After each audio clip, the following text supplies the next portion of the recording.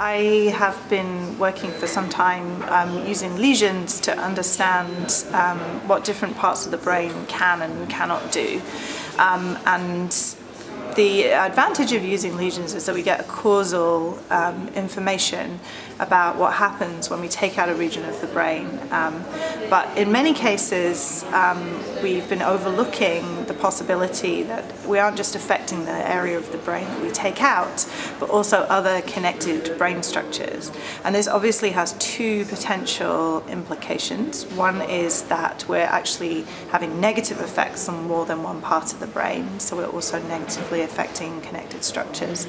And the other, perhaps more exciting possibility is that there may also be compensatory changes in areas that perhaps don't normally have such a heavy involvement in the cognitive function that we're looking at, in my case, memory, that those areas might actually be able to step up and compensate for the loss of function.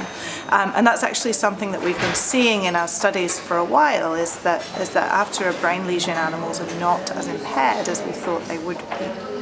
So my work is largely using magnetic resonance imaging, or MRI, to try and understand where those changes are happening and what kind of time scale they're happening on, which is something that we could potentially harness in the future to look at recovery in the human brain. There are actually studies showing that there can be functional reorganization just in a matter of weeks. We find it difficult to look after something as dramatic as a lesion. We find it difficult to look very, very close in time because there's a great deal of chaos happening. So we've been looking on the scale of several months up to about a year after injury. And what we see is a dramatic change in the type of reorganization that's occurring.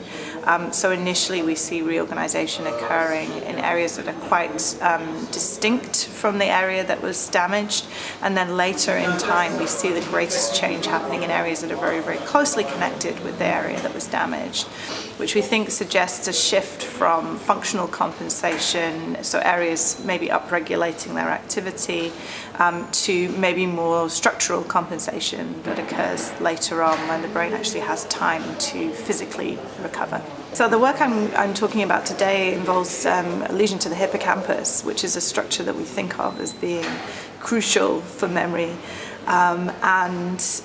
It's really important to remember that the hippocampus lies at the center of a network of areas. And some of the areas that we've seen the greatest involvement with, especially soon after the injury, are in the prefrontal cortex.